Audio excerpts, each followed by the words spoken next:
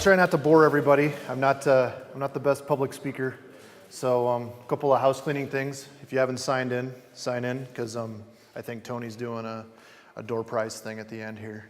So I think we got some shirts from Namecheap, I think, right? Toasty! Cool. All right, anyways, so I'm going to do a presentation on voice over IP, encryption, security. So a little bit about me and my references. I'm CTO at Great Lakes Communication, just down the road here in Spencer. I've been there for 10 years, actually, 10 years yesterday. And when we started Great Lakes, VoIP was something that was kind of new. Most people, it wasn't new, but a lot of people weren't using it. It was, hammering it out with phone lines and DS3s and everything else. And we decided that VoIP was going to be something big. And so we spent a lot of time and effort developing voice over IP technology and using voice over IP technology. And 10 years later, I mean, we've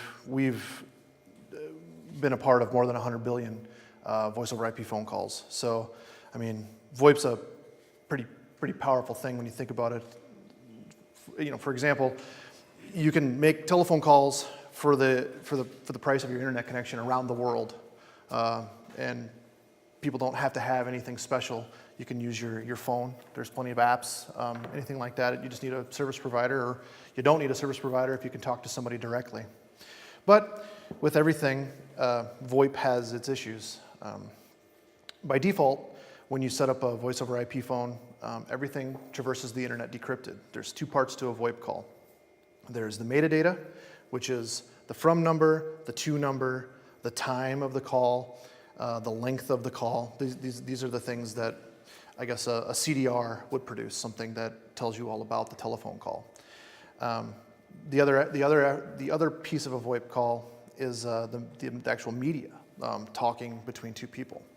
So I'm just going to show you using SIP ATA and my computer. I just have a VoIP client open on my computer. I'm going to show you how easy it is to see in a call, and I'm also going to show you how to protect yourself from VoIP troubles. So, yes. Okay. So, anyways, I'm using Wireshark today. If you haven't used Wireshark, it's a pretty powerful tool. It lets you actually get into the network and see what's going on. If I was to say what I'm doing right here, picture this as China, my laptop's America, and this is the internet. And I'm a government agent whose job is to make sure I can capture every single phone call that comes through this and report it to my superiors, no matter what. So, and I'm really good at my job. So, okay. So I'm going to start the capture here. And you can see there's a few live packets going on. Not much, but I'm going to make a phone call.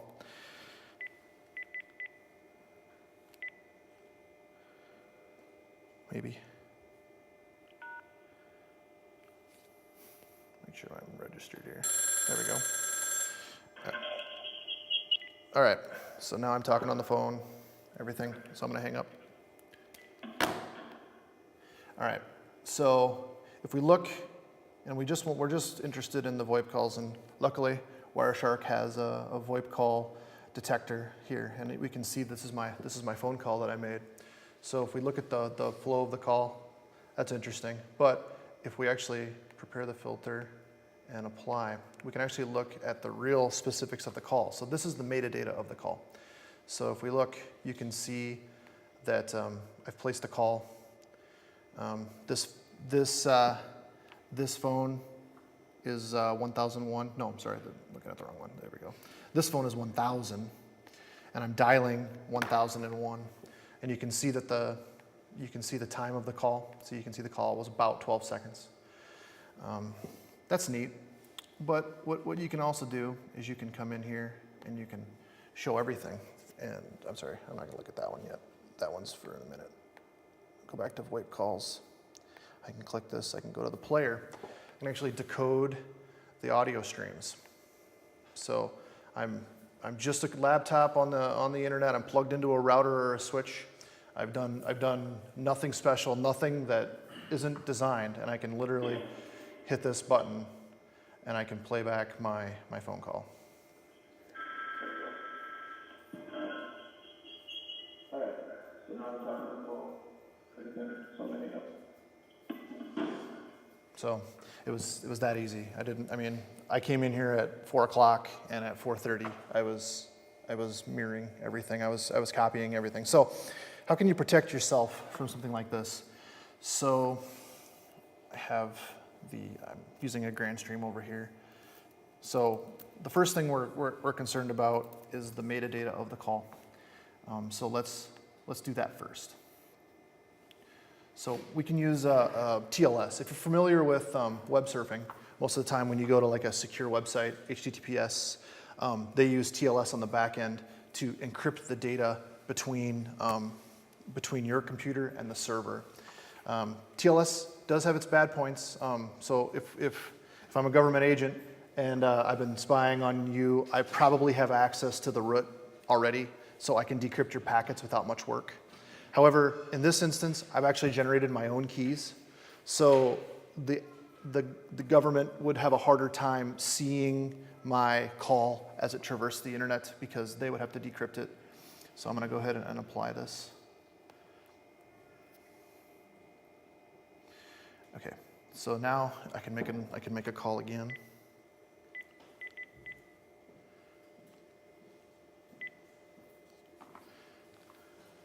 And I had this happen earlier too. Let's restart here.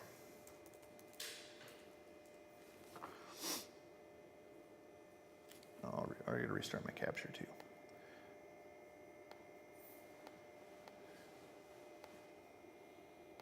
So, all right.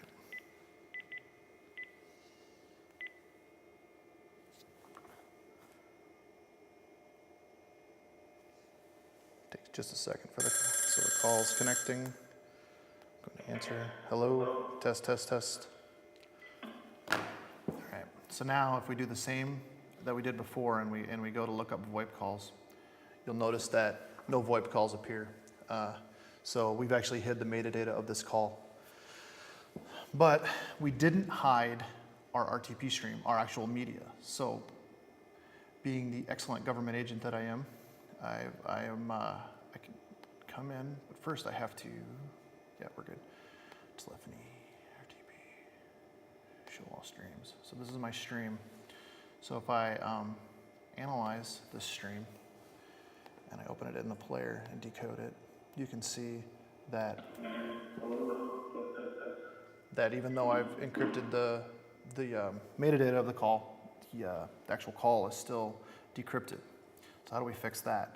Well, there's another technology called SRTP. That stands for Secure RTP. It's built on the same idea as TLS, where it encrypts all of the packets that are going from the ATA to the server. So I'm going to enable that. And okay, so now I'm going to do one more capture, and this time we won't be able to see the metadata, and the call should actually be encrypted as well. So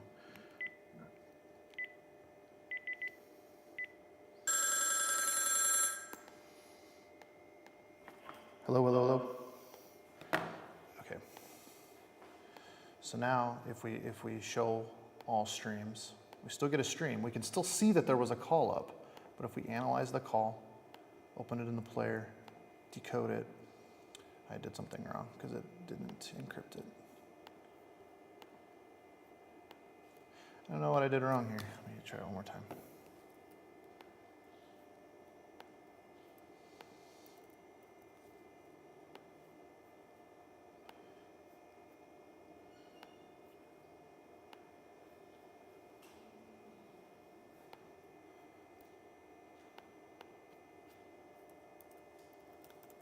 Make sure that I saved it enabled.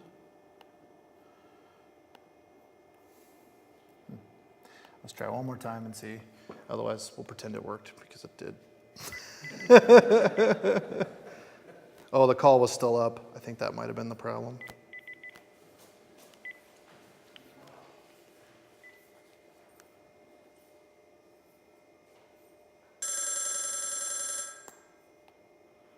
Hello, this is a test. All right, let's try it now. RTP, show all streams. I don't know why when I was trying this earlier, I had more streams, so I don't know why it's doing it. I have a feeling this will also be unencrypted. I think I'm recording the wrong side of the call because I'm only encrypting this side of the call. I'm not encrypting the computer side, but I could encrypt the computer side, I think. So if I go here and I do SRTP. All right, let's try this one more time.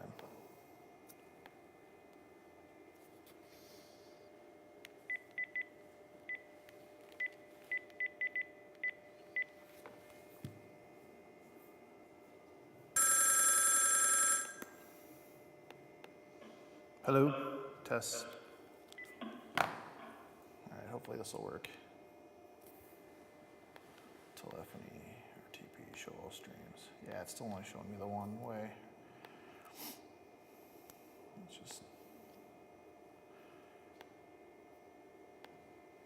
Well, anyways, when it does decrypt, it's really cool. When it's encrypted, it's really cool, and it sounds like static. So, but anyways, so SRTP is another way.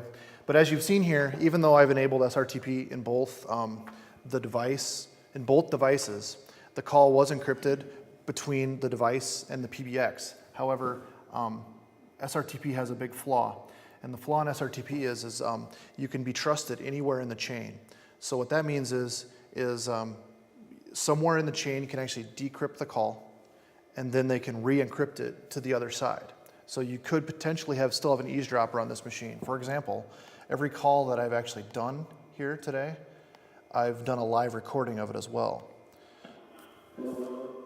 So and with metadata. So when I tested this earlier, that was encrypted, and so I've recorded the actual metadata of the call here. So every call was recorded. So as the secret agent, I could actually still get the call even though it's encrypted. But there's one more way to do a encrypted phone call.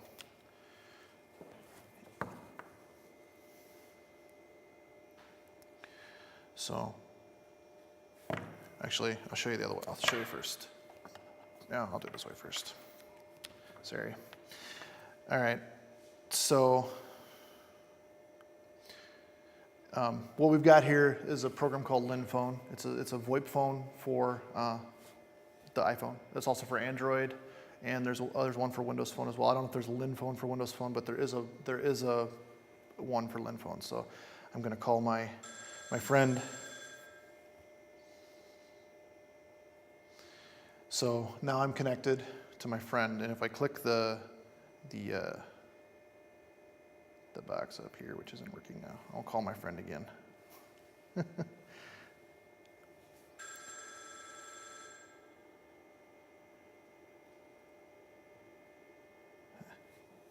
Tony, you're on the Wi-Fi, right? I am on a Wi-Fi. Okay. Well, this is the other way to do encryption. Should we close the app and reopen it? No, that's okay. That's okay. I have a better idea. So anyways, this is part of a service we're calling Ghost Call. And I'll take you to the website, and I will show you a video that actually works. And I'm not on the internet.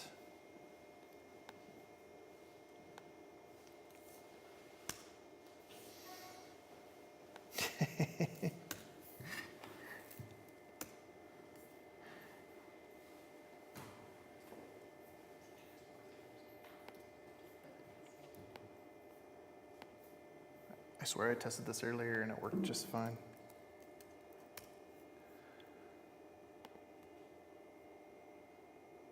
Aha.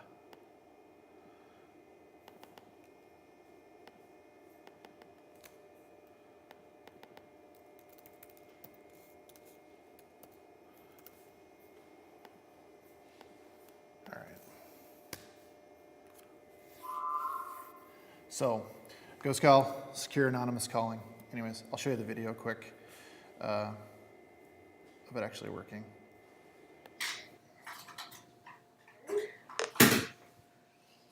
Hello? Tony, Yeah. Hey, it's John. What's up? Hey, can we authenticate real quick? Yeah, go ahead. All right. 4 E E. Z. Got it. Good. Yep. All right. Can we switch to video quick? Yep, go ahead. All right. How's Sup? it going? Good. Video working good. Works perfect. Cool. So, I guess that's the presentation. If anybody has any questions, I'm open. On your computer there, John, you said that that's a PBX. What software are you running to turn your computer into a PBX? I'm using a software called FreePBX. It's this one right here. I'm not connected to it right now, but it's FreePBX is what I'm using for this software. I chose to use FreePBX because it has SRTP and SRTP capabilities right out of the box, where I had some issues with Asterisk. Otherwise, I would have used Asterisk. Matt? How's the encryption different on the ghost call versus the regular VoIP call? So ZRTP, what we set up was okay. So in order for decryption to work on the server end, the server has to be what's called a man in the middle, and with LinPhone, it doesn't support what's called ZRTP hash. And what ZRTP hash does is it allows there to be a man in the middle. And so since LinPhone doesn't support ZRTP hash, the audio of the call has to be direct from my device to the end user's device. And so it encrypts via an AES key, and it also has that 4-digit hash we saw in the video. That's the audible to make sure that it hasn't been decrypted. So where it differs from SRTP is it actually adds that 4-digit hash that you can verify on both sides. So, John, yeah. can you give us and bear with me because maybe I'm behind everybody else here, but can you give us a practical application as to what you're talking about? Sure. Like a voice over IP Sure. implementation within a business domain. Sure. Typically, you probably wouldn't have encryption. So by default, when you get a VoIP phone or an ATA, it's all encryption and decryption are all encryption's off. So, in our office, it probably doesn't matter. So me calling somebody across the hall or in the same building is no big deal. But when that call actually traverses the internet, you'd want to make sure that all of the calls are encrypted, because that's where the eavesdropping can actually happen. So the practical application would be an office building that uses internet to communicate with another office. I mean, think about, my example was simple, but think about trade secrets for companies. If I'm an ISP or I'm level 3, a big ISP, and Cogent is also, using me to traverse, and we've got some big product coming out, and I want to just spy, all I got to do is plug in. But if I'm encrypted, if you're using a protocol like ZRTP, we can prove that you're not actually being spied on. And the technology doesn't exist in the phones, or how do they? So SRTP exists in most every phone and every ATA. ZRTP is new. If you guys have ever heard of Silent Circle, they're a new Android company that touts the encrypted Android phone, 100% encrypted, uses Tor. Tor is a peer-to-peer internet connection. It uses Tor for its internet surfing, and then it uses ZRTP for Silent Circle to Silent Circle calls. That's about the only commercial product that has ZRTP right now. LinPhone, however, which is the product we recommend, has its own SDK. So I foresee in the future phones coming up with ZRTP built in, with LinPhone as the base. So you're encrypting the call between your phone and your PBX, but then when your PBX turns around and sends that out into the internet, does it still package that encryption? So if you trust the PBX or you trust the thing in the middle, your PBX becomes a man in the middle, and it will decrypt what comes into it, and then do whatever processing it needs to do on its end, and then re-encrypt it and send it back to the other guy, SRTP. Now what about if it's PBX you to PBX me? Yep. And I'm not set up to do that kind of encryption. Do you then do like the exchange servers do opportunistic TLS? Right. So, they say, do you accept encryption? They say yes. Then the tunnel's created, it sends the data. Otherwise, it drops down. So, so in the PBX, you can specify mandatory encryption, or you can basically specify opportunistic encryption. So if you have it, use it. If you don't, or fail the call. I mean, if it's mandatory, you fail the call. So, yeah, same idea. Any other questions? Is Ghost Call your product? Yeah, actually, so we came up with Ghost Call like a week or two ago, and I might actually have the picture. We submitted it to Hacker News, and I think this is the picture. Nope. Oh, I don't have it on here. Oh, it's on my MacBook Air. But anyways, we were on the first page of Hacker News, and it actually took down the server. So we had over 2,000 signups in less than 3 hours. So I mean, service. I do a horrible job explaining it. Trust me. But services like this, people want. I mean, they're interested in the encryption. They're interested in making sure they can't be eavesdropped on. So, thank you.